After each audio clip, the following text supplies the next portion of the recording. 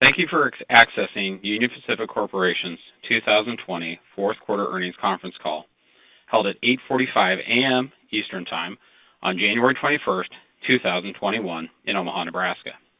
This presentation and accompanying materials include statements that contain estimates, projections, or expectations regarding the company's financial results and operations and future economic conditions. These statements are forward-looking statements as defined by the federal securities laws. Forward-looking statements are subject to risks and uncertainties that could cause actual performance or results to differ materially from those expressed in the statements. The materials accompanying this presentation include more detailed information regarding forward-looking information and these risks and uncertainties. In addition, please refer to the company's website and SEC filings for additional information about our risk factors. Thank you.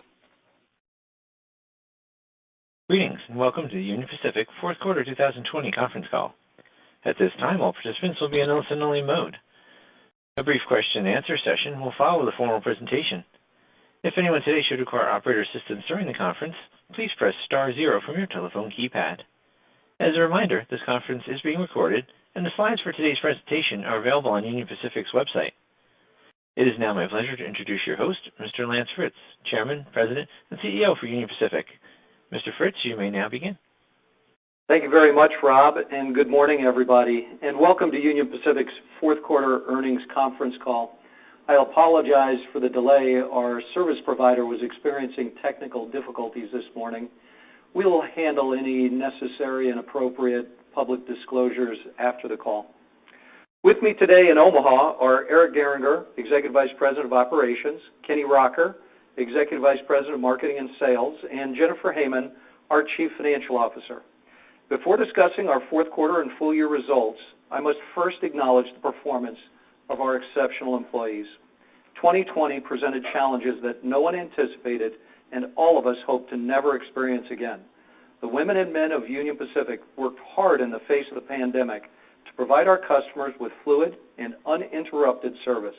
Their dedication produced service and efficiency improvements that are now part of the UP DNA, positioning our company to flourish in the days ahead. This past year has reinforced my conviction that our people are truly the best in the business. Moving on to our fourth quarter results. This morning, Union Pacific is reporting 2020 fourth quarter net income of $1.4 billion, or $2.05 per share. These results include the impact of the previously announced $278 million pre-tax non-cash impairment charge related to our Brazos Yard investment. Excluding that charge, adjusted net income is $1.6 billion, or $2.36 per share.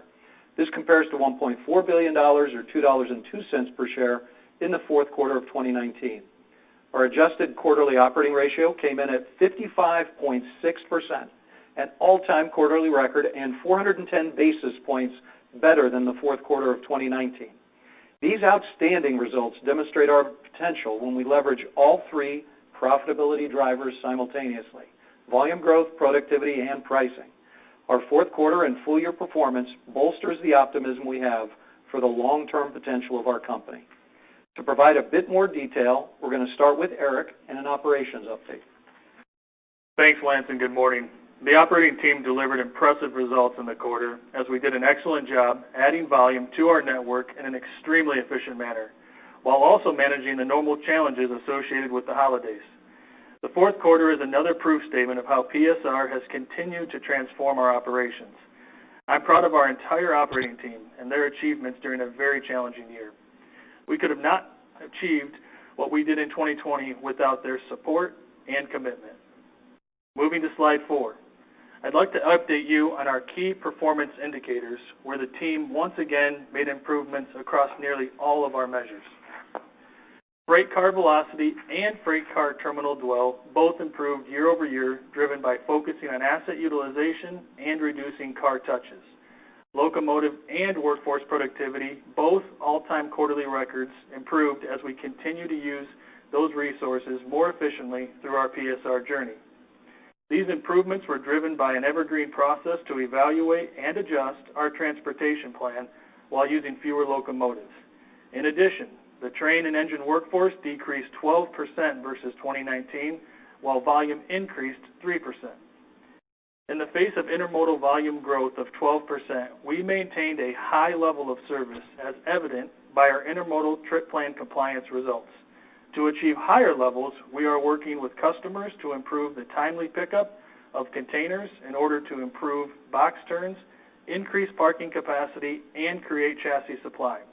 We view our intermodal ramps as production facilities that must improve their efficiency in order to drive a more reliable service product. Finally, our manifest service remained strong during the quarter, driving a 3-point improvement in trip plan compliance for manifest and autos. The team did an excellent job of maintaining this service product throughout the year despite the significant fluctuations in demand. This past year presented quite the challenge to the operating team. The drastic fall-off in volume in April, followed by the rapid recovery in July, required agility as we shut down portions of our operations and then reopened them, all while staying focused on keeping our employees safe and healthy. The improvement we made across all of our key metrics during 2020 provides a strong foundation for continued improvement in 2021. Slide 5 highlights some of our recent network changes. We continue to push train length to drive productivity while providing a better service product to our customers. Compared to the fourth quarter 2018, when we first began implementing precision scheduled railroading, we have increased train length across our system by 30%, or 2,100 feet to approximately 9,150 feet in the fourth quarter of 2020. This is a tremendous progress, especially when you consider that our 7-day car loadings fell 9% over the same period. One enabler of this great progress is our siding extension program. We completed 36 sidings in 2020, allowing longer trains to run in both directions and reducing train starts.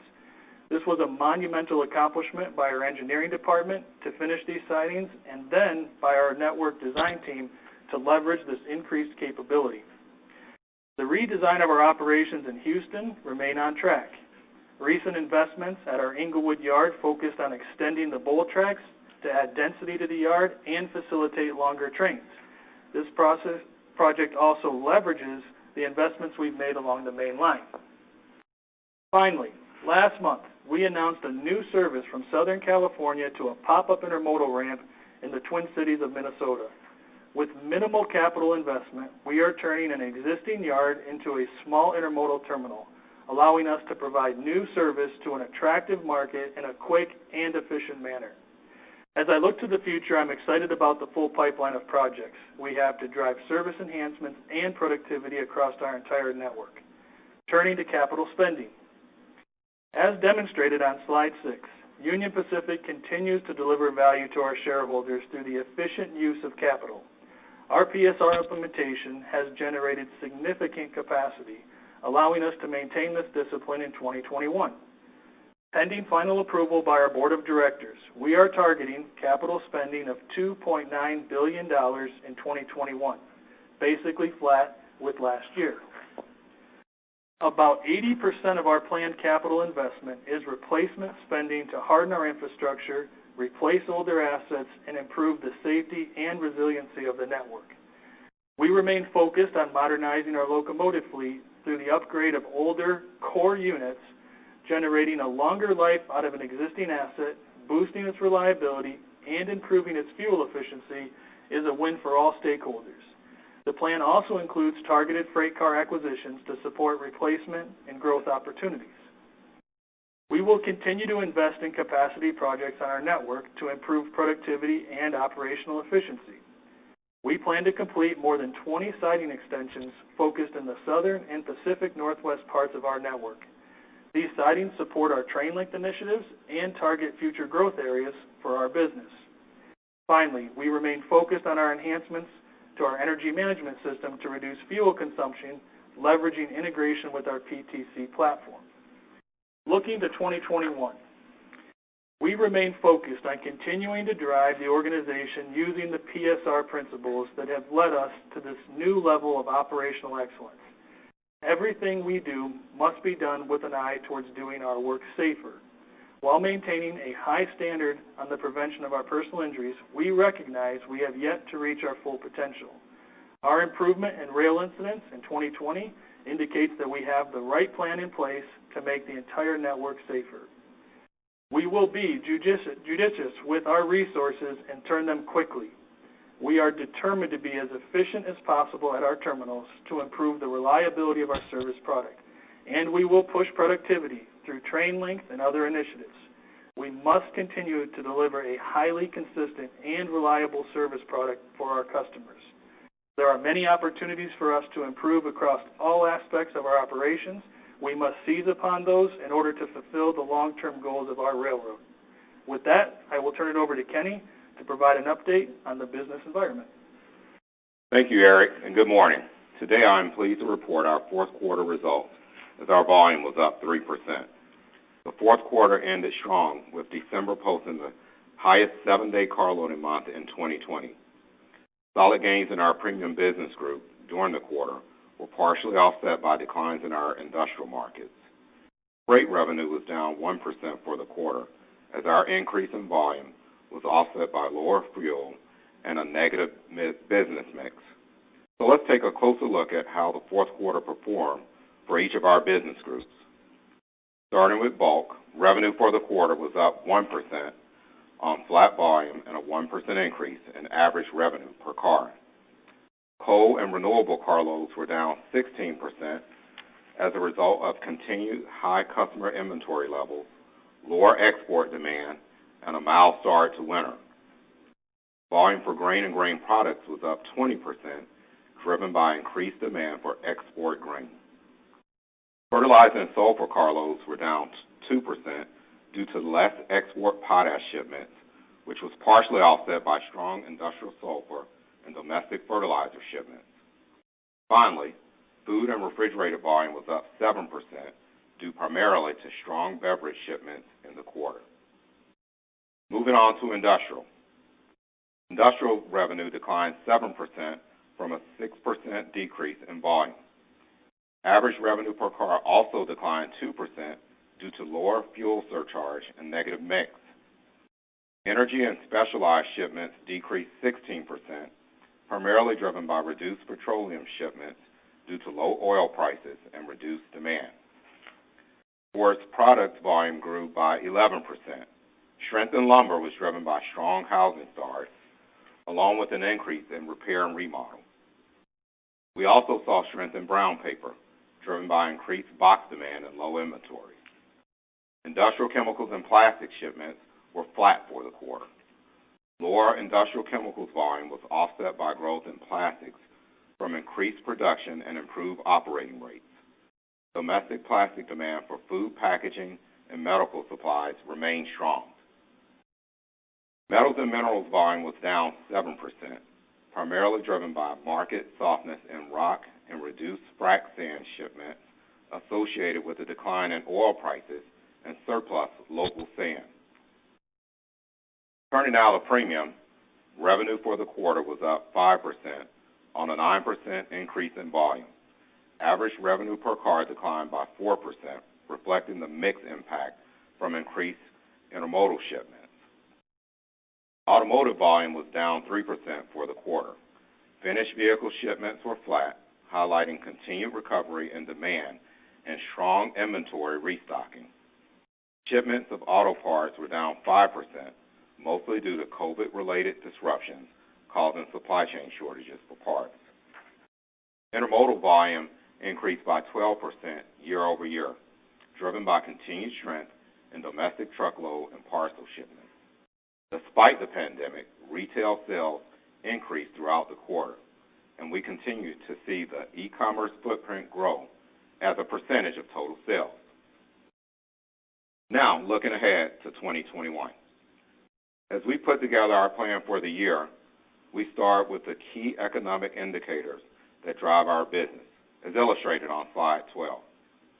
We're keeping a close eye on the economic forecast. As you know, there has been some volatility in recent months with the timing of the recovery, largely pushed into the second half of 2021.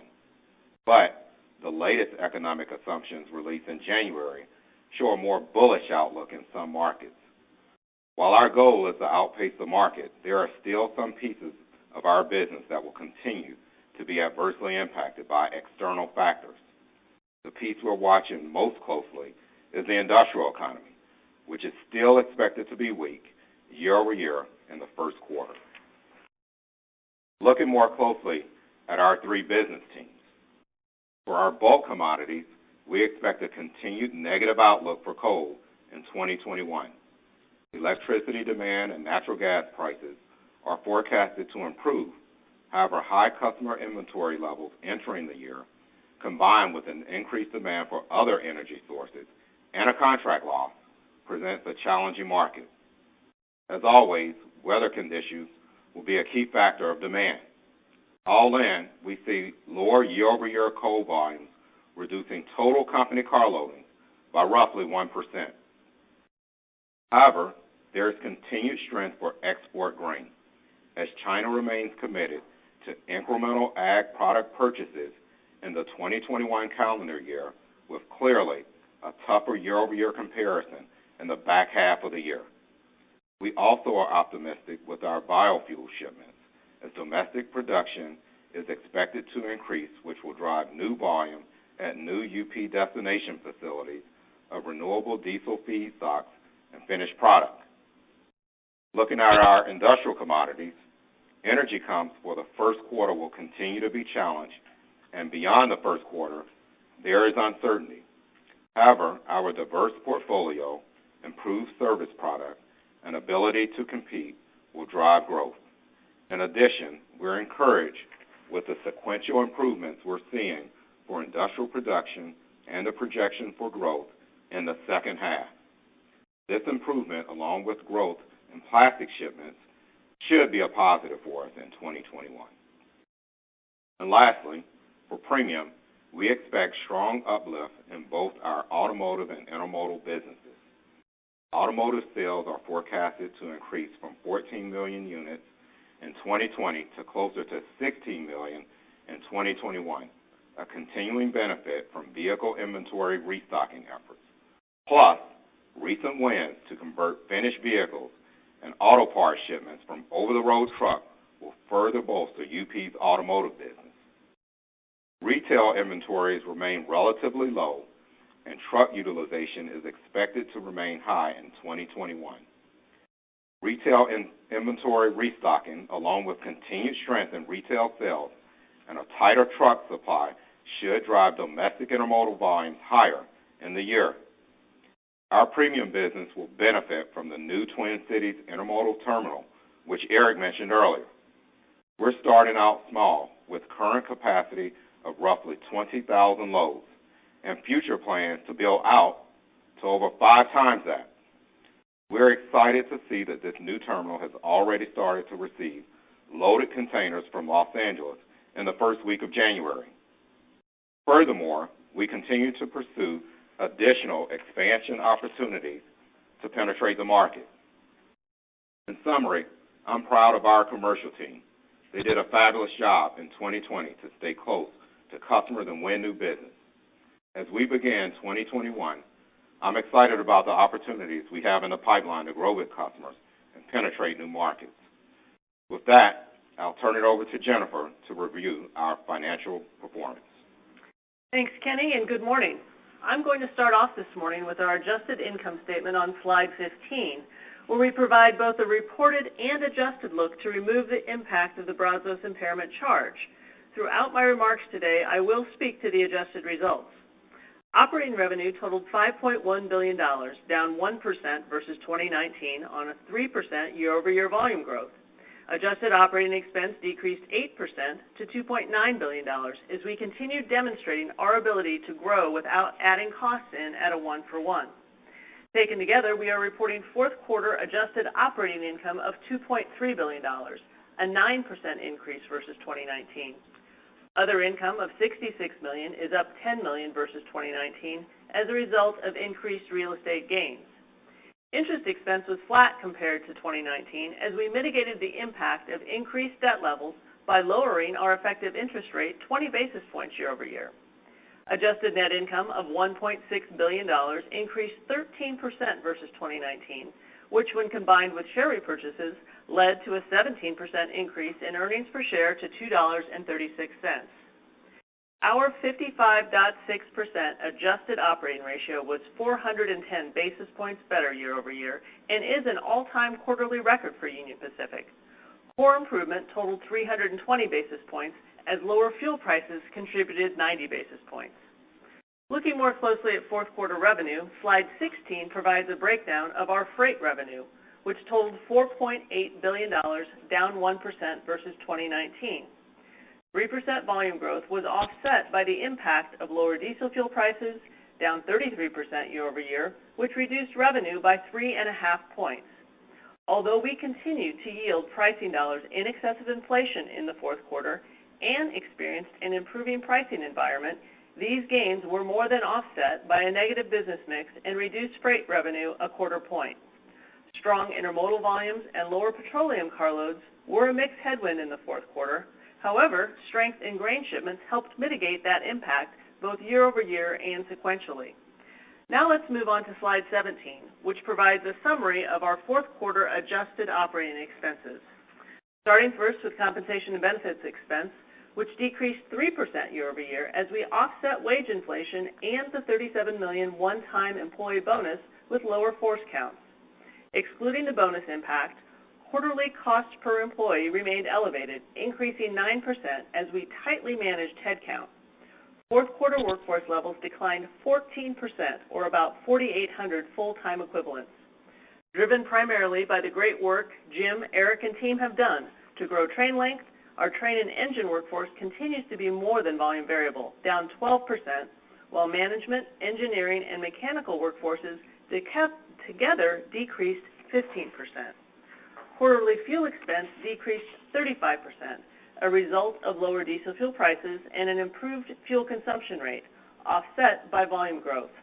Our fourth quarter fuel consumption rate decreased 4% versus 2019, with roughly half of the improvement driven by core productivity, half from interline run-through fuel adjustments, with some offset related to business mix.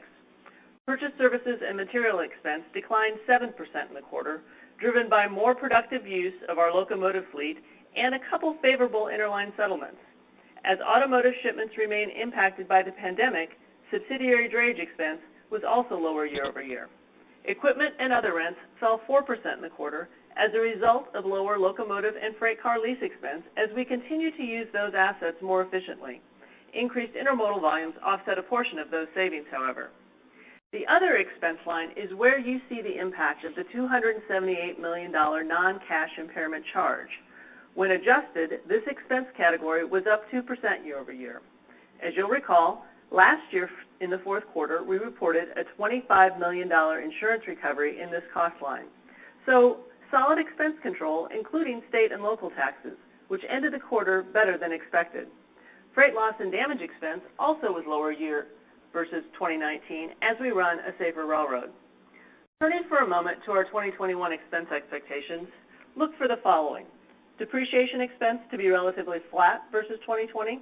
Purchase services and materials expense to increase high single digits with the recovery in the auto volumes, and other expenses should be up low single digits, primarily driven by higher state and local taxes in 2021. And for income taxes, we expect our annual effective tax rate to be between 23% and 24%. Looking now at productivity, we continued our strong productivity trend in the fourth quarter, generating $170 million of productivity. We finished 2020 at $708 million and a total of nearly $1.4 billion over the past 2 years, a fantastic achievement by the entire Union Pacific team. These productivity gains were led by the operating department's continued progress on train length initiatives and more efficient use of all of our resources. Importantly, as Eric demonstrated on the KPI slide, we achieved this higher level of productivity while also improving the reliability of our service product. To finalize the cost variability analysis we provided throughout 2020, slide 18 illustrates how we were more than volume variable on a fuel-adjusted basis, whether viewed year over year or sequentially. Stepping back to look at full year 2020 on slide 19, we're reporting earnings per share of $7.88, which, when adjusted for the impairment charge, is $8.19, declining only 2% versus 2019, despite facing volume and revenue declines of 7% and 10%, respectively. Driven by the strong productivity gains I just discussed, adjusted operating income only declined 5% to $8.1 billion. Our full-year adjusted operating ratio of 58.5% represents an improvement of 210 basis points versus 2019. Collectively, these results demonstrate the organization's agility and overall transformation as we work to overcome 2020's challenges. Turning now to cash and returns, Union Pacific maintained a strong cash position throughout 2020 as we purposefully maintained greater liquidity through the pandemic while at the same time continuing to generate significant cash flow. Aided by the timing of some tax payments, full year 2020 cash from operations decreased only 1% versus 2019 to $8.5 billion, despite a 6% decrease in adjusted net income. Free cash flow after capital investments totaled $5.6 billion, resulting in a 101% adjusted cash conversion rate. Our dividend payout ratio for 2020, adjusted for the impairment charge, was 47%, or slightly above our 40 to 45% target range, as we maintained our dividend through the economic downturn and distributed $2.6 billion to shareholders. And although we paused our repurchase activity during 2020 in an effort to preserve liquidity, we still repurchased a total of 22 million common shares, or 4% during 2020, at an all-in cost of $3.7 billion. This includes repurchases of $749 million made in the fourth quarter. In combination, dividends and share repurchases totaled $6.3 billion returned to our shareholders. Turning to the strength of our balance sheet, Union Pacific remains committed to maintaining a strong investment-grade credit rating, ending 2020 with a Baa1 rating from Moody's and an A- from S&P. Excluding the impairment charge, we finished the year at a comparable adjusted debt-to-EBITDA ratio of 2.8 times. Our all-in adjusted debt balance at December 31, 2020 of $29 billion increased $1.5 billion from year-end 2019 as we took actions in the fourth quarter to pay down $1.3 billion of debt, given our strong liquidity position. Finally, our adjusted return on invested capital came in at 14.3%, down from 2019 due to the impact of the pandemic on our earnings. And while a declining ROIC is never desirable, staying within a historically high range reflects our long-term capital discipline as well as the added benefit of PSR capacity creation. Turning to 2021, we are confident in our ability to execute on the opportunities ahead. Importantly, our outlook for the year includes the potential for improvement across all three performance drivers: volume, price, and productivity. With volume, we're looking for full-year growth in the 4 to 6% range, largely driven by year-over-year increases in the second quarter. Our visibility to the year is murky, however, and really depends on a number of factors: the vaccine rollout, the sustainability of consumer demand and trade, particularly as it relates to grain volumes, and a second-half industrial recovery. But, as you heard from Kenny, we are bullish about our opportunity to win in the marketplace and drive business to our railroad. From a business mix perspective, we see mix staying negative in 2021, with the most pronounced challenges in the first and fourth quarters.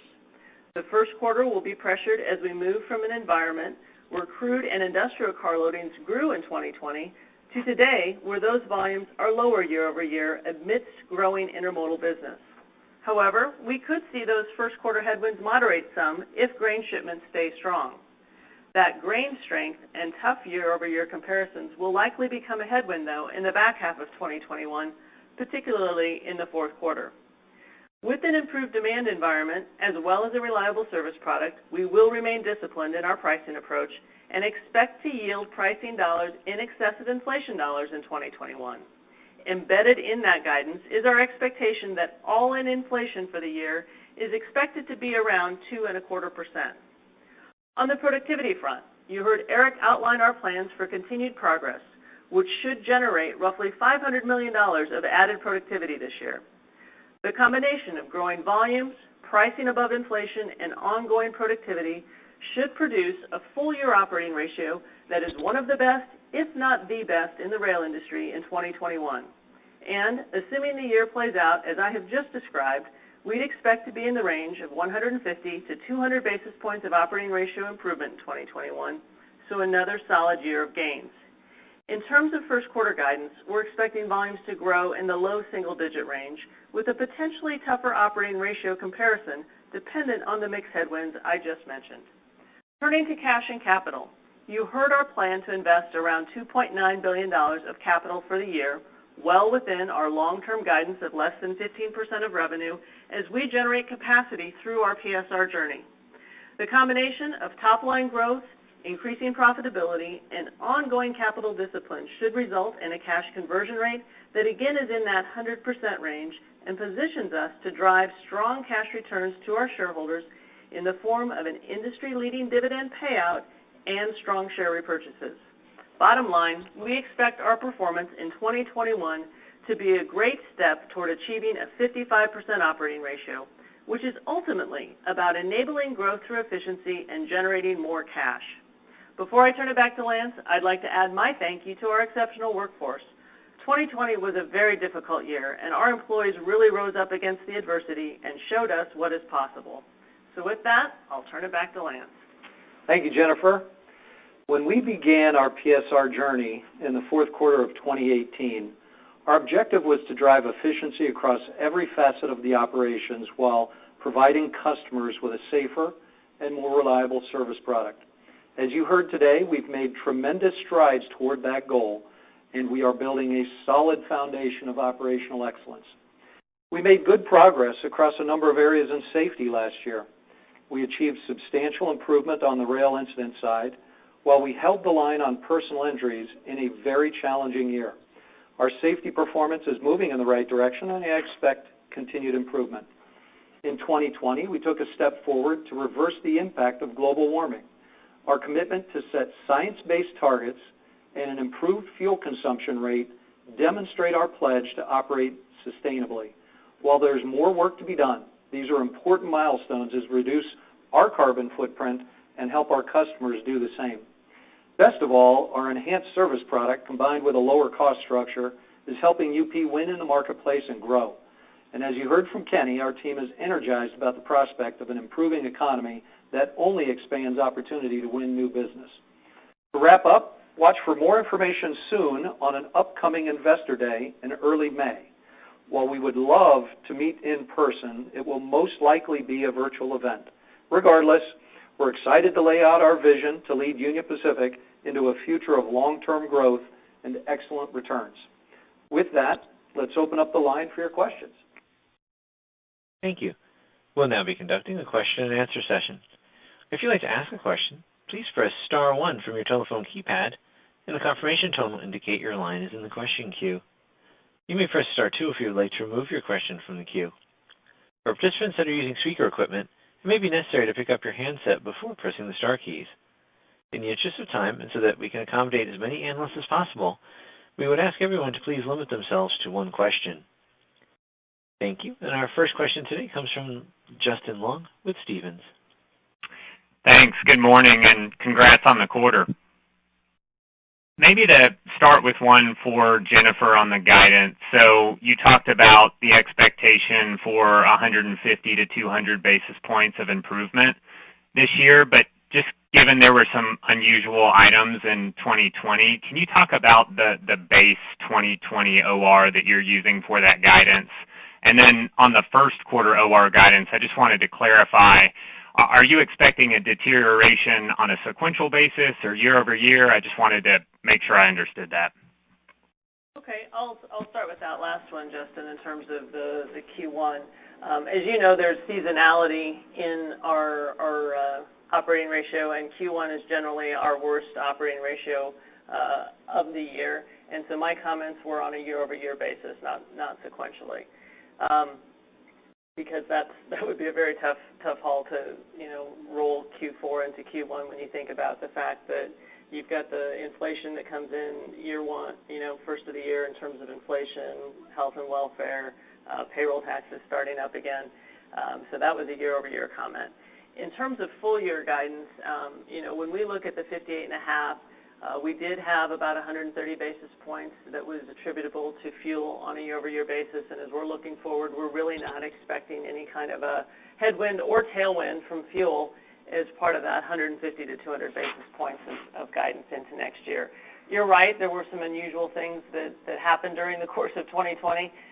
We did take some employee salary actions through the course of the year. We did that for about 3 months. We shut down some shop closures. So obviously those will be costs that will come back into the year that aren't going to be present on a year-over-year basis. But that's how we look at it. And so when we're giving the 150 to 200 basis points, that's to the 58.5, and obviously you can make some adjustments to that to kind of set up what you see as a comparable. Okay, great. Very, very helpful. And then I wanted to ask about service and the key performance metrics. I know you have that slide in the presentation that outlines the progression there, but, talking to shippers, the big question is, has the service improvement come as a function of a lower volume environment? I know in the fourth quarter that changed, but how are you thinking about those key performance metrics in 2021 as volumes improve and let's say they're in line with your guidance? Do you feel like you can still improve on these performance metrics across the board? And if so, maybe you could talk about where you see the most opportunity. Kurt, you want to answer that? Yes, I appreciate the question. So as we've mentioned before, we did have challenges when you look at the entire ecosystem that is the supply chain. As we've reported this morning on a 12% increase in volume in intermodal, we also saw an improvement in our trip plan compliance for intermodal up to 83%. I do expect that to continue. There is opportunities moving forward. I can even tell you 3 weeks into the year, I've seen a significant improvement off that 83% fourth quarter base. Now, when you think about the opportunities and where we can go with that to continue to improve, we've been focused on that in 2020, and it remains a very critical item for us in 2021 as we think about how do we operate our intermodal terminals, but also how do we partner with our customers. So we've spoken before about the gate reservation system. That's a continued opportunity for us. Every opportunity that we can see as a railroad that inbound traffic allows us to more efficiently plan for it, and obviously turn that efficiency into improved performance for the customer. At the same time, you're seeing us work through the intermodal ramps themselves on when we think about generating capacity. How do we ensure that we do that in a very reliable manner? Because increased capacity will drive fluidity, and that fluidity drives to better performance over the road. So very focused on it in 2021, and it'll be a key result that we need to drive, even off this relatively high base of 83% in the fourth quarter. Hey, and Eric and Justin, just a proof statement when you look backwards into 2020, we improved year over year our service product in the second quarter as volumes dropped, and we improved our service product year over year in the third and fourth quarter when volumes came back.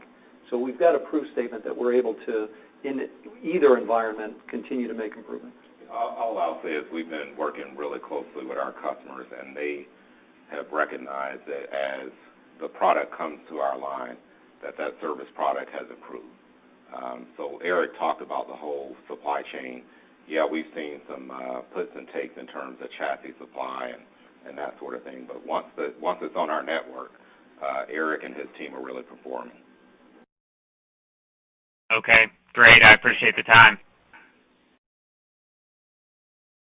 Our next question comes from the line of Jason Seidl with Cowen. Please proceed with your question.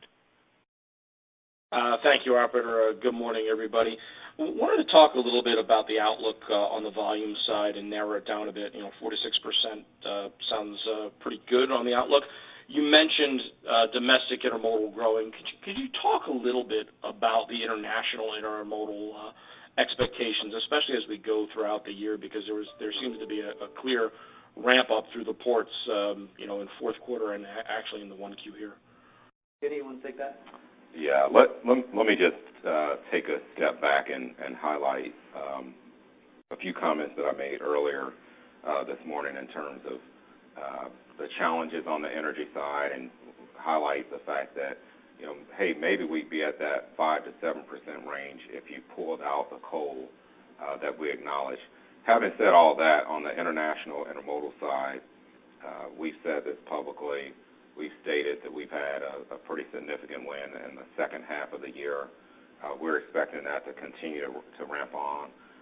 We also have been encouraged by, as the supply chain itself settles down, that we should, or we believe we'll see more of those international boxes move to an on-dock type scenario versus being transloaded. So on the international side, as the trade opens up, as consumer spending gets better, we would expect that volume would increase. And as I've stated earlier, the service product in that area has really improved, and even as we sit today, it's a very strong service product. Okay, that's good color, Kenny. Appreciate that. My follow-up is going to be for Jennifer. Jennifer, you mentioned you guys got a little bit more conservative on the cash side with COVID, clearly ramping up, though, your share repurchase activity in 4Q. You know, given the outlook for CapEx is relatively flat, and it looks like you guys are looking to grow some of your profits here in 2021, how should we think about the share repurchase program? Are you guys going to try to play a little bit of catch-up in 2021? So thanks, Jason, for that question. You know, in terms of catch-up, you know, we still have probably a little bit higher cash balance that we're carrying today at the $1.8 billion, so that gives us, you know, I think a good, strong start into the year. And then we'll see how the rest of the year plays out. Certainly, as we talk at our Analyst Day in May, we're going to outline probably some more specific plans around not only our long-term outlook of the business performance, but then how we're going to deploy that cash to shareholders. So we'll probably talk more in May. Okay. Appreciate the time, as always. Everyone be safe out there. Yep, thank you, Jason. Send you. Thank you. In order to allow all participants to ask a question, please limit yourself to one question. The next question is from the line of Scott Group with Wolfe Research. Hey, thanks. Morning, guys.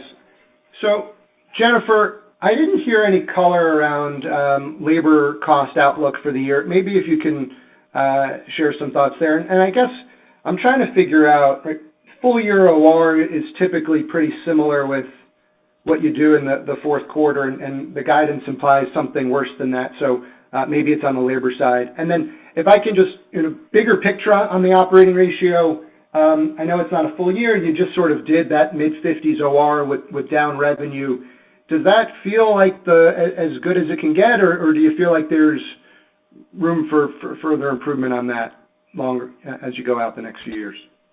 Well, maybe take that last part first. I mean, you've heard us say, Scott, that while we have the 55 target out there that we're still moving towards, we've not said that that's an absolute endpoint. You know, we still see opportunities ahead of us to continue to improve the efficiency. You heard Eric talk through some of that, and we're very bullish. You know, we think there's lots of opportunities ahead. So, again, those will be things that we talk more about in May. In terms of the statement about fourth quarter being a predication in terms of what our full year is going to be, you know, I absolutely appreciate that optimism and confidence, and we feel very confident ourselves. But as you know, there's a lot of puts and takes, and there's variations. You know, we did have a bit of a help from fuel in 2020 that we're not expecting in 2021. But it really is rooted in those three guidance levels that we gave you in terms of our volume, our pricing, and productivity. If we can outperform on any of those categories versus our outlook today, that would be upside, certainly. Yeah, I want to reemphasize that, Jennifer, that the guidance we gave is built on the assumptions we outlined, and if we can make those assumptions better, we will. We want to grow faster than the market. We're going to get as much productivity as we can. We're going to be relentless about efficiency. Yeah, and you also asked about the labor side. We're not giving specific labor cost inflation. If you're talking about kind of where we've seen that elevated cost per employee, we do expect that to continue. We're going to continue to manage the workforce very tightly, and we think that's the right decision overall to make. Thank you, guys. Yep, thanks, Scott. Our next question is from the line of Chris Wetherbee with Citi. Please proceed with your question. Yeah, hey, thanks. Good morning. You know, maybe my question would be on the pricing side. So it sounds like there's an opportunity there on price, and maybe particularly on the intermodal side. there's a setup, I think, in the truckload market that looks kind of similar to what we saw in 2018 in terms of inflationary pricing. So just wanted to get a sense of maybe what you think the opportunity is, and maybe using 18 as a corollary. Do you think we can get that type of acceleration in the core pricing side as we move forward? And, sort of where within the book of business do you see the best opportunity? So first off, I just want to say it all starts with our service product, which allows us to really go out and compete price to the marketplace. And so we're excited about the service product being where it is. Having said that, we're in January. We're in the early part of bid season. We've gone through 15 to 20% of the bids out there. And what I would tell you is that based on the tight supply, based on the tight markets, there is a somewhat favorable opportunity for us in front in terms of that environment. We'd much rather be in this environment than the loose environments you heard us talk about in 19 and first part of the 20. So we'll see how it plays. We'll have a little bit more clarity as we get through our bid season, but right now it appears to be a favorable environment. Okay. Thank you very much. Our next question is from the line of Jon Chappell with Evercore ISI. Please proceed with your question. Thank you. Good morning. Kenny, I want to follow up with you. Obviously, some well-publicized congestion issues. You guys had the surcharge in the fourth quarter. Probably couldn't take on as much business as you wanted to. We've read you've lifted the surcharge. Should we read that to mean that you have the confidence that not only can you keep up this pretty strong intermodal trip plan compliance, but there's also an opportunity for you to take some of the business that has been piling up on the West Coast that maybe you weren't able to take in the fourth quarter and really grow the entire intermodal franchise at a greater pace than maybe otherwise without those issues? Yeah, there's, believe it or not, there's a lot to unpack here. Let me take the surcharges first. So first of all, those surcharges were in place for our customers that are in our MCP program. So I want to clarify that. We have a program where customers receive containers, and we want to make sure those customers under that program receive those containers. During peak season, we ran into a scenario where we wanted to make sure those customers receive them because of the high demand. Demand is tight right now, but it's not as tight as it was in the peak season, so we've removed those surcharges, and we want to go out there and grow. Let me pivot to another part of your comments around the congestion and just really break down what we're seeing in the marketplaces. A lot of the containers are coming off the water. Some of them are going on dock to us by rail, and I talked about that service product being great. Other parts of that business is going into warehouses out there, and what you're seeing is some of those containers are out there are not turning, some of the chassis are not turning. That's where that congestion in the supply chain is going on. We're working with customers very closely. Eric is working with customers very closely. We've made some changes to our accessorial charges to really incentivize and make sure that all customers in our supply chain get the service product. But again, as I've stated, once it's on Union Pacific, we've done just a fabulous job of executing that service product. Mm-hmm. All right. Thank you, Kenny. Very helpful. Our next question is from the line of Tom Wadewitz with UBS. Please proceed with your question. Yeah, good morning. I wanted to ask you a bit about where you think the network goes and what are from a terminal perspective, and maybe it relates a little bit to the congestion. So are you complete with your terminal consolidation in Chicago? Are you still planning to do terminal consolidation in LA and intermodal? And then what should we think about in terms of metrics that would improve the most in 2021? You had great improvement in train length in 2020, and I don't know if that's it's kind of a nice line up to the right. Does that continue at the same slope, or are there other key PSR metrics that we should look at that maybe improve more given your focus on the operating side in 2021? Thank you. Sure, Tom. Thanks for the question. So let's start with an update on Chicago. So our consolidation of our intermodal ramps in Chicago is complete. We are working right now, and the construction is complete. We're working right now here in the month of January to consolidate the G1 operation into G2. At the same time, we've finished our consolidation of our 2 intermodal ramps in Houston, and that's 100% complete. Now, to your point, the efforts that we put forth looking at our terminals to drive increased efficiency, they never end. Just this month, in fact, with the investments we made in Inglewood, we're rationalizing the hump that we have at Settegast. Now, we often talk on these calls about humps, but I think it's important to point out that when we think about terminal efficiency and continued gains, it's all of our terminals. So even if it doesn't have a hump, we still look for it because in a PSR strategy and being a PSR railroad, you're still driven after safety to touch the cars less.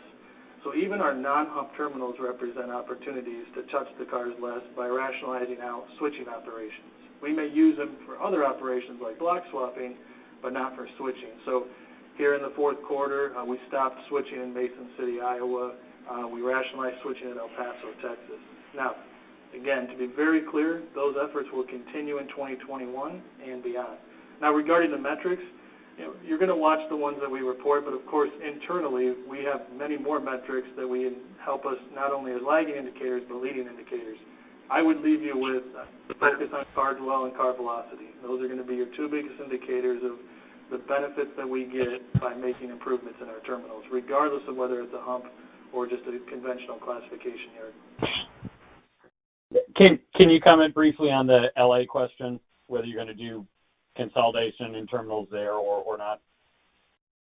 Across the entire system, we're always looking for opportunities. You have a team out in the field and here in Omaha that is very focused on constantly asking ourselves, as we make changes, are there then additional opportunities based on those changes? So that's as far as I'll guide you to today. Okay, thank you. The next question is from the line of Allison Landry with Credit Suisse. Thanks. Good morning. Maybe just following up on Tom's question about the intermodal network. You talked about some changes, but specifically, I think a couple of the other rails have announced the development of a big logistics parks next to major intermodal terminals. I think the BN has a couple on their network. Is there any opportunity on the UP network for something like that, where you can sort of create these sticky long-term relationships with customers and really drive long-term share gains? Yeah, Allison, this is Lance. I'll start, and then I'm going to turn it over to Kenny for some detail. The short answer is yes, and they do exist. We've got a very large industrial park immediately adjacent to the Dallas Intermodal Terminal where we've talked historically, and it's alive and running, about the Dallas to Dock Plastics product. So, yeah, there are opportunities like that, and we do search for ways to use our real estate to the benefit of the railroad, and that's happening all the time. Kenny? Yeah, I appreciate that question. I tell you what, if you look at our network today, I'm glad you asked it because we haven't talked about it quite a bit, but we have 11 railports that are out there. You look at the major terminals like whether it's Los Angeles, whether it's Houston, whether it's Dallas, even if you look at the Chicago area, we already have, railports in those major areas that we align, trying to take trucks off the road and complement it with the intermodal network or carload network for that matter. So we're doing that today. I don't want anyone to leave with the impression that that's not occurring today. There are more opportunities for us to go out there and be aggressive, and you're seeing some of that with the Twin Cities Intermodal Terminal.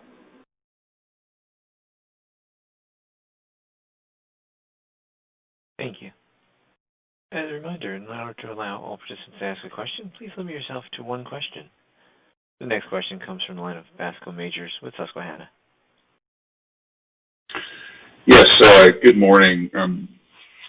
In the last 2 years, you've increased your train length by roughly 30%, and I believe you said the volumes down under that period were about 9 on a daily basis. So that's considerable progress. I was just curious, when we think about the model of growing merchandise traffic and adding new revenue cars to existing train starts and the typically high incremental margins that come with that, has that calculus been changed a little bit as far as how much capacity is left to go as hopefully the industrial economy recovers, or is there still a lot of runway to continue that historic relationship that you typically see when industrial traffic recovers? Thanks. Yeah, Bascom, this is Jennifer. I would say that we have not changed our enthusiasm around that. If anything, I think as we're continuing to find ways to not only build train length, but combine the different types of traffic that are moving on our train, that gives us further opportunity to do that. So those are things that we're definitely have been doing and will continue to do. And I think it drives very favorable results, as you saw in the fourth quarter. Yeah, and Bascom, if you were kind of part of your question, I thought I heard, is there a limit to train length at some point in the future? I think Eric had mentioned we're going to continue to find train length and plan for finding train length opportunity through 2021. Part of that's reflected in our capital plan for another 20 siding extensions or new sidings. And so we don't see an end to that yet either. Thank you. Our next question is from the line of Ken Hoexter with Bank of America. Please proceed with your question. Hey, good morning. Great job on the operating ratio. But Jen, I think there's a little bit of confusion. If you could just clarify your comment on the first quarter. Is it going to be worse year over year? Is it just tough? I just maybe some clarification, because I think there's some confusion on your comments and thoughts. And then just to follow up on that last one, the siding length. You're only building half the number of new sidings this year versus last year, so 20 versus 36. Should we expect deceleration on that progress, or is there any comment about the deceleration there? Thanks. Let me start with the OR question, and then I'll turn it over to Eric to talk to you about the siding. So my commentary is that, we're going to have a little bit tougher comparison here in the first quarter, and again, I'm talking year over year, just because of the mixed headwinds that we're facing. Not saying that we can't improve it, just saying that you need to take into that mixed headwind as you're looking at the calculus with the down industrial volumes, particularly less crude oil, but hopefully, we're continuing to see strong grain, and that will help. And you saw what grain certainly did in terms of helping that business mix profile in the fourth quarter. So that was my commentary, Ken. And to build off that, Ken, I appreciate the question. When you think about the sidings and doing 20 versus 36, I would not read into that as an intentional deceleration.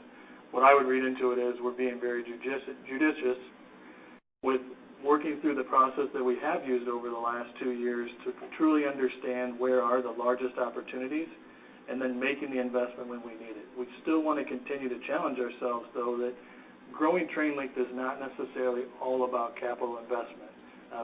Jennifer briefly mentioned it, and I'll elaborate. Some of it's just process. We have, for example, trackers today that are really more data analytics that help us to see hours in advance of a combination opportunity where we can take 2 trains and put them together.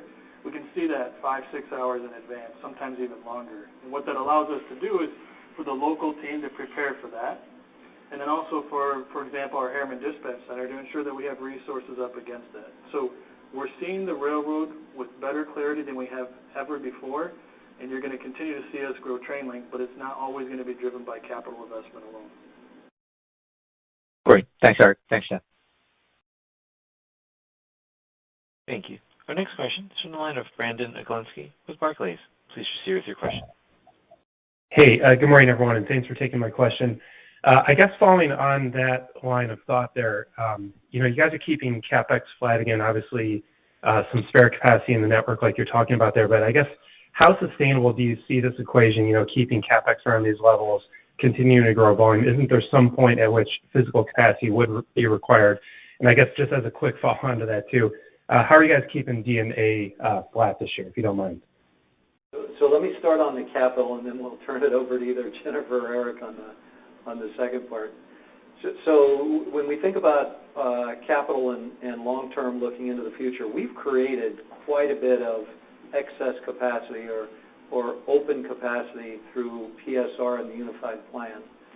And nothing would please us more than to have enough volume growth to justify investing more capital. You look at our ROIC, every dollar that we put in the ground generating 15+%, we love that. But we just don't need it, given the amount of capacity that we have at hand, the way we're running the railroad today.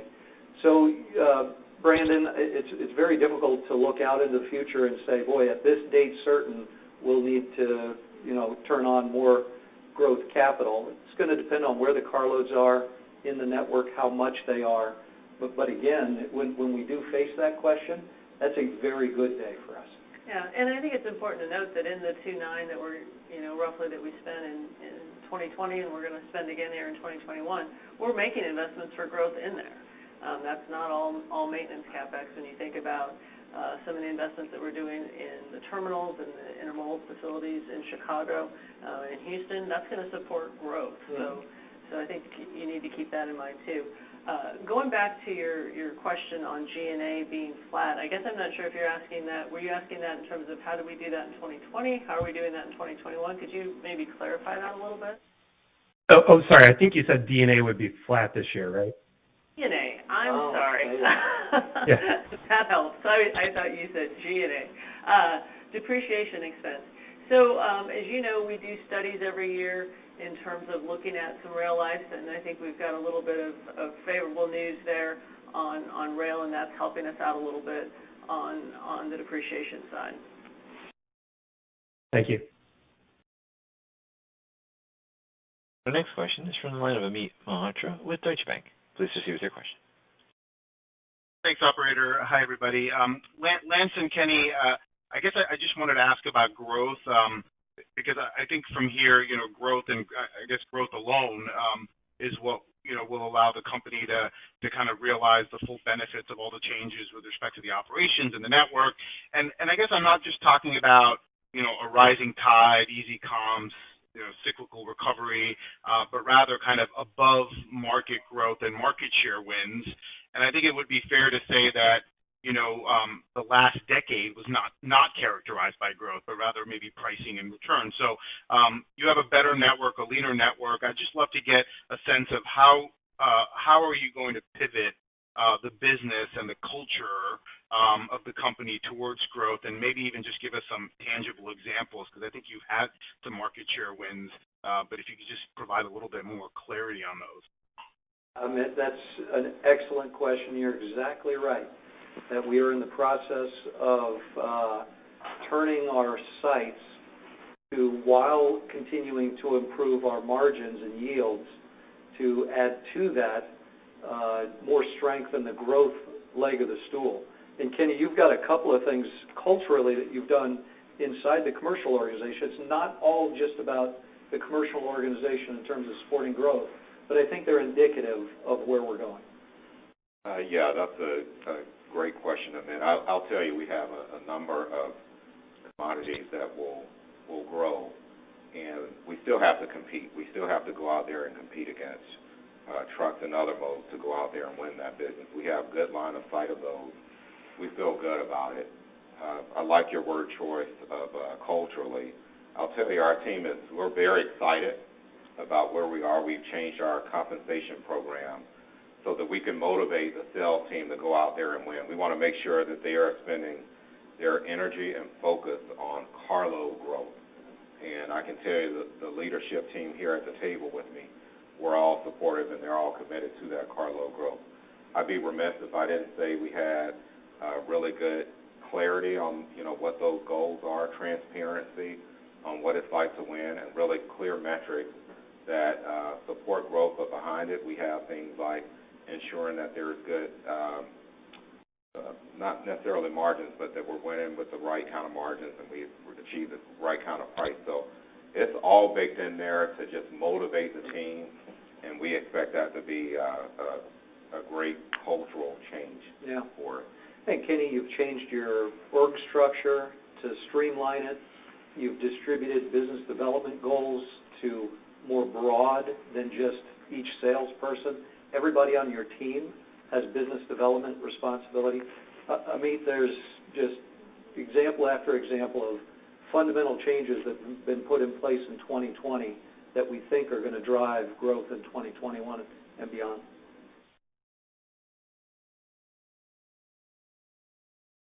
Thank you. Our next question is from the line of Ravi Shankar with Morgan Stanley. Please proceed with your question. Thanks. Thanks. Morning, everyone. Thank you for the end market commentary for 2021. But I think one of the end markets missing there was international intermodal.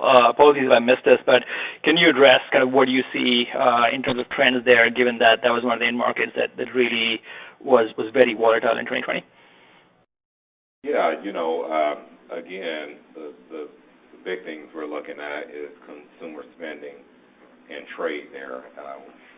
The timing of the vaccination, adoption of the vaccination, we expect to have a direct impact on those international intermodal volumes. As the demand, we believe, will be sustained, we feel good about the service product. We feel good about our interaction with our customers and the processes that they've adopted to allow us to efficiently grow there. So all of that going into 2021, we believe, will be a positive for us. Great. Thank you. Our next question is from the line of Allison Poliniak with Wells Fargo. Please proceed with your question. Hi, good morning. Would love to circle back to that growth question, just in terms of, would love to hear your perspective on technology as an enabler of that growth. Are you looking at it more as sort of a productivity enhancer, or is there more opportunity on sort of reliability and service in terms of gaining that share back? Any thoughts? Yeah, let me start with that, and then I think everybody on the team might have a perspective. The first thing I want to note is our most recent addition to the senior leadership team with Rahul Jalali, who joined us as our CIO. I think it was in early November last year. He's bringing fresh energy and perspective to the team. And Allison, we think about the role of technology, all of the above in terms of what you asked about. It definitely plays a role in growth, in terms of customer experience, in terms of us developing platforms and ecosystems for our customers to participate in and resolving their needs from their perspective. There's been a real juice applied to that in recent months, and we're going to continue to use technology to enhance efficiency and productivity. UP Vision is a great example of that, getting something, a minimally viable product in the hands of our operations team, and then developing it on the fly into a very, very strong productivity tool today. But Kenny and Eric, you guys are the ones experiencing it. I'll tell you, we certainly want to take advantage of it from a commercial standpoint, to go out there and make it easier for customers to do business with us, with the end game pointed towards growth. So yes, we have a number of visibility tools that our customers are using so they can see what's coming to them at their plant, either on the UP or offline. We've certainly talked about the usage of APIs, but boy, it's opened up markets for us. And I mean, literally, we've been able to go out there and win business with having APIs in our toolkit. Again, we've done a great job of expanding that customer engagement with the API capabilities. I've been encouraged to Lance's comments with Rahul coming on board, and he really has a vision for helping us remove pain points that the customer might have through IT. And then lastly, just to set up Eric here, from a visibility standpoint, we certainly utilize technology to see what's coming to us. So a good example of that is the containers that are heading into the West Coast port. We have a better handle and more clarity now of what's at the port, what's coming to the port, and we utilize that to leverage to come up with a good, strong, solid service product. So Allison, Lance, and Kenny have both highlighted tools and technology that allows us to see our railroad. That what I'm very excited about on top of all that is we have made tremendous strides in technology on how we execute on our railroad. So if you think about, for example, the upgrade with our implementation of our CADX system at the Harriman Dispatch Center, this drives not only more fluidity, but it drives improved customer service. When I look at what our engineering department and mechanical departments are doing to reinvent the way they do their work, whether it's to occupy less time or whether it's to do the work in a more efficient manner, there are almost a countless number of initiatives that relate to technology that are driving that. And you'll see that continue in 2021 and beyond. Great, thank you. Our next question is from the line of Cherilyn Radbourne with TD Securities. Please proceed with your question. Thanks very much, and good morning. Most of my questions have been asked, but I was hoping that you could expand a little bit on the outlook for your grain franchise, including where export flows stand now relative to normal and where you think on-farm inventories stand. Those are a couple good questions, Sherilyn, so appreciate that. You know, right now we're kind of in the early innings, and so what I tell you is that for this quarter, Jennifer mentioned that, and it's still pretty early innings, but it looks like grain in the near term will hold up, and so we'll have to see. We're working with our customers very closely to get forecasts on that. I'll tell you though, in the back half of the year, the comps get a lot tougher. However, that will still be a very strong 2021, so you want to keep that in perspective. I think the last part of your question is just around inventory. We feel good about the fact that there's still quite a bit of grain out there. We saw the grain inventory decrease about 10% year over year. We're expecting a pretty strong crop. With that, you know, we feel good about that demand being sustained. So Eric and his team will deliver that, and our commercial team is staying engaged to maximize as many shuttles as we can get. And Sherilyn, I would add, current demand is being from export perspective, is being largely driven by China and China's entry back into the U.S. bean market, partly reflecting the Phase 1 U.S.-China trade deal, partly reflecting a basically recovered hog herd in domestic China.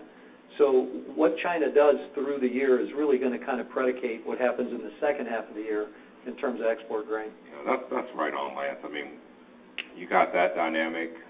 Some of our customers have talked to us about Brazil and whether or not there's a drought down there that might impact the demand. But I can tell you we're focused on executing and getting as much, you know, grain business as we can export out of the country as we can.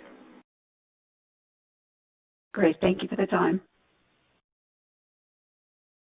Our next question comes from the line of Brian Ossenbeck with J.P. Morgan. Please proceed with your question. Hey, thank you. Good morning. So one more question on growth. Lance, you talked in the press release about taking share of the freight transportation market. I wanted to ask if you could provide some more context around that. It sounds like we need to get there is a bit of a mix of infrastructure, service technology, and then focus from the sales team. But where do you see the biggest opportunities? Are they by length of haul or commodity type? And do you think this is something you can actually quantify when we get to the Analyst Day in May? And then I guess on a related point, typically we think about some of the conversion opportunities coming with a bit of a neutral and negative mix.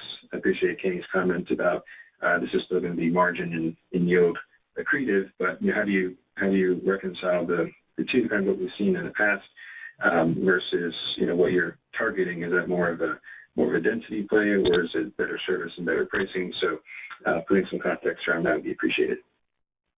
Okay, Brian. So let me try to unpack that, and I'll try to do that holistically. So the question being around growing our share of the freight market, and what does that mean? And you've asked some questions around the implications of mix and what it takes to win and what gives us confidence.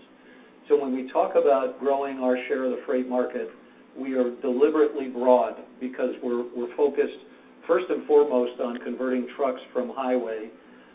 Inside of that, we're looking for commodities that are underpenetrated to train and have the dynamic where they should be. We should see greater share overall of train penetrating freight, and also customers that used to ship on us and don't anymore, trying to unpack why and what we can do about that, and new markets that are opening up to us both because of our service product and our cost structure. So, we're deliberately broad because the target markets are deliberately broad. In terms of what it takes an excellent service product, and from most customers' perspective, that's about reliability and consistency. There's also a safety and an ESG component there. Many of our customers look to us to help them meet some of their commitments to their shareholders and stakeholders in terms of their carbon footprint. So there's that. It also takes us having a deep knowledge of the marketplace through Kenny's commercial team. That's the secret sauce of the commercial team, is understanding many markets deeply enough to understand what it takes to win. And then we've got to have service products designed that do that meet the needs of our customers. And you've got it partly right, I think, maybe even largely right, and that is, as we grow, looking forward, a lot of that looks like it's going to go into the intermodal product. And our intermodal product, everything else equal, tends to mix us down. Now, having said that, our intermodal product is also becoming more profitable over time. And we're not going to stop on that initiative. And we're also very, very confident in our ability to leverage growth through productivity. So you put that all together, and bottom line, what it says is we're going to continue to use all three legs of the stool to make future margin cash generation better than today. And our confidence coming out of 2020 has really never been higher in being able to do that. Thank you, Lance. Appreciate it. The next question is from the line of David Ross with Stifel. Please proceed with your question. Yes, good morning, everyone. I just wanted to touch on Mexico for a little bit. Commentary on the growth you're expecting in 2021 in the Mexico business versus the U.S. business. Should it be better? Should it be worse? About the same? Yeah, so thanks for bringing that up.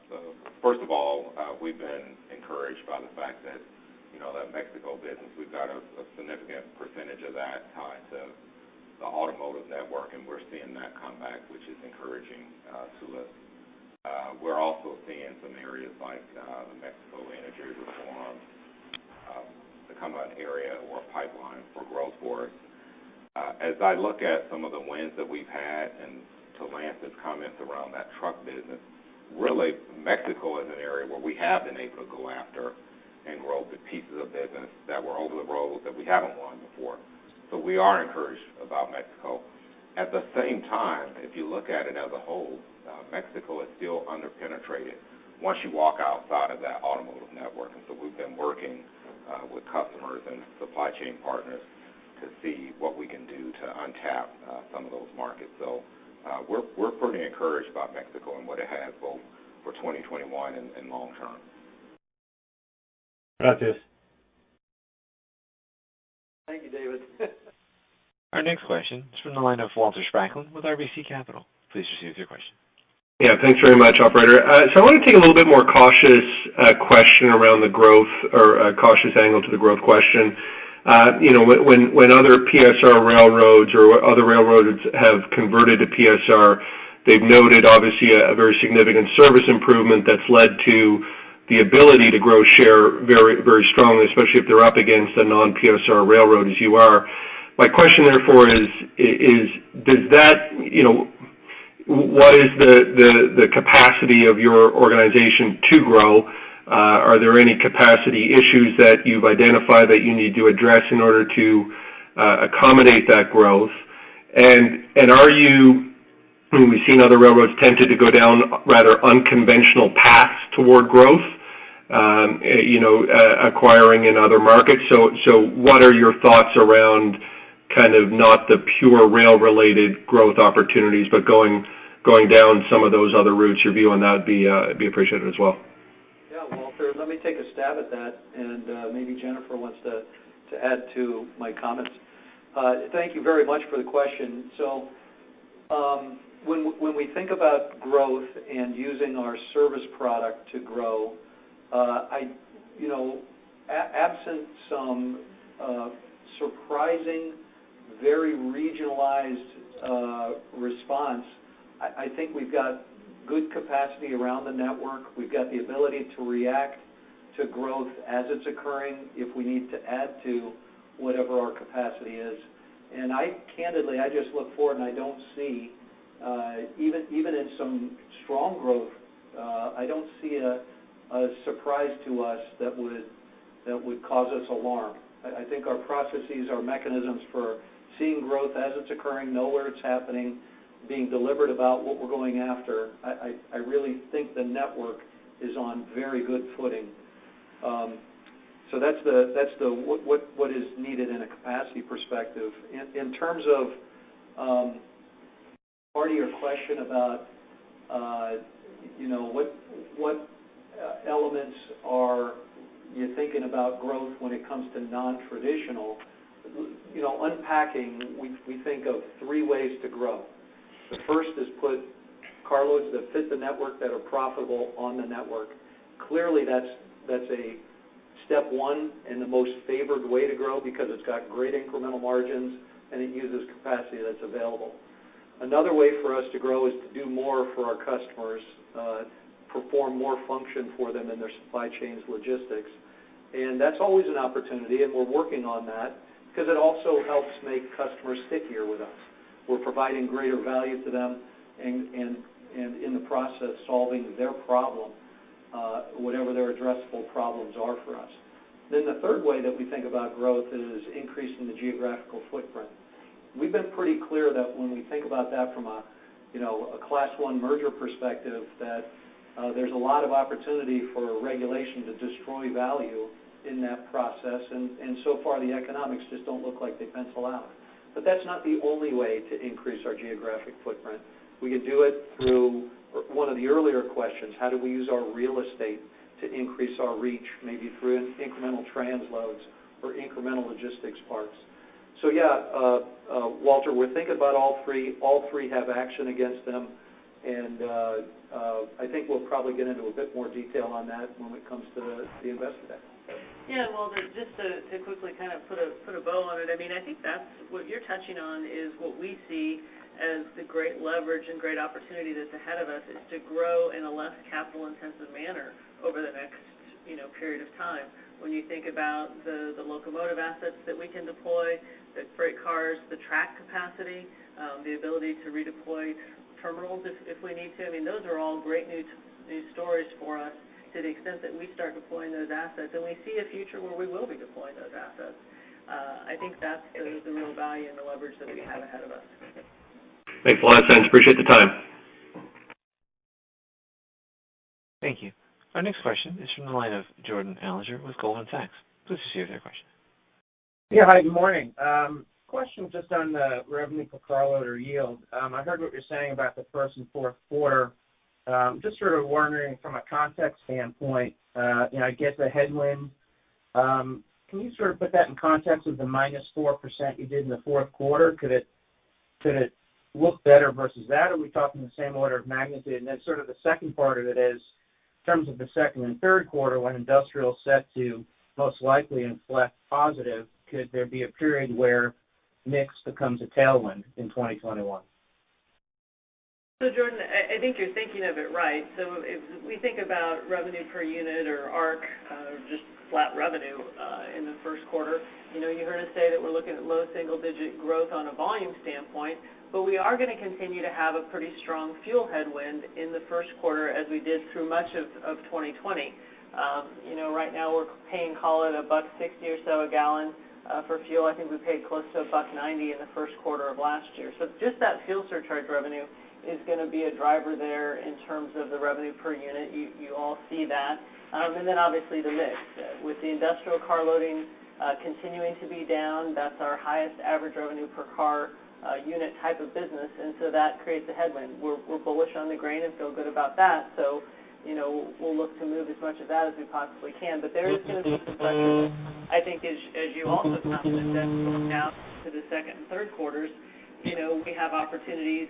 Kenny talked about an improving price environment. You're going to have that headwind abate relative to the year-over-year fuel change. And then if we can get some growth on that industrial side, that could be great news as well. Just follow up quickly on that, on the ARC for intermodal, which I guess has been running a bit negative. Is there mixed stuff going on there too? Does that have a chance with the better pricing to move in a positive direction in the upcoming quarters? Thanks. Yeah, I mean, again, as you know, there's mix within mix. So within intermodal, you have both international and domestic. and there are differences there. And then as part of that premium group overall, automotive is in there. And automotive obviously is a big part of that when you see those volumes down year over year and intermodal growing. Mm-hmm. Yeah. Thank you. Thank you. Our final question this morning is coming from the line of David Vernon with Bernstein. Please proceed with your question. Hey, good morning. And on this topic of kind of catalyzing growth, Lance, when I look at the performance metrics page and the trip plan compliance, and specifically like 83 for intermodal, 74 for manifest, I think one of the easiest levers you could have to take more share would be to improve those metrics. I guess I'm looking for some perspective on how satisfied you are with the trip plan compliance today. How does that compare to your primary competitor in the West? And then what can you do to drive those metrics up? Because I would think that would be one of the easier paths towards maximizing your share with existing customers. That's a great question, David. So we are not satisfied with our KPIs. We're pleased with the progress we've made, and we think they are good in the marketplace and position us to be able to compete for and win business, but that we also think there's some upside in terms of improvement. Having said that, 100% is not an outcome that's reasonable, that's actually likely or even optimal in the railroad environment, the way we measure trip plan compliance, whether it's for the intermodal product or manifest and autos. What we have said and do think is if we can get that intermodal trip plan compliance into the high 80s and low 90s and have it sit there, and if we can get the manifest and autos into the 80 ballpark and low 80s and have it sit there, that's a sweet spot, balancing out resources and fulfilling a consistent, reliable service product that supports the needs of our customers. So there is a bit of an upside there, David. I wouldn't hang my hat on that's going to generate 2 and 3 and 4x growth. What that does is it continues to set us up to compete effectively, and we're already really set to compete effectively against our primary rail competition, and we've got a lot of work underway with some delivery on being able to compete effectively with truck. And is there any sort of tension between that trip plan compliance number and train length? I guess, like operationally, I would think that there might be a little bit of tension there, but I mean, is this a situation where we are right now where we're maximizing efficiency and maybe leaving some growth on the table? Is that the right way to think about it, or is that not the right way to think about it? No, I don't think that's the right way to think about it, David, although you're right that we have moved virtually all of our critical operating KPIs in 2020 favorably in comparison to 2019, both the efficiency and productivity measures and the service measures. So we've demonstrated we can move them both in the same direction. It's not easy, right? That's not a layup, because if we don't think about our network right, we can get into a place where we're making those false trade-offs between productivity and efficiency and the service product. I label them false trade-offs because I think they are. If we think about our network right, we can do the hard work of both. All right. Thank you. At this time, we've reached the end of our question and answer session. Now I'll hand the floor back to Mr. Lance Fritz for any closing comments. Thank you, Rob, and thank you all for your questions. We look forward to talking with you again in April when we discuss our first quarter 2021 results. Until then, I wish all of you good health and safety, and please take care. Thank you. This concludes today's conference. You may disconnect your lines at this time. Thank you for your participation.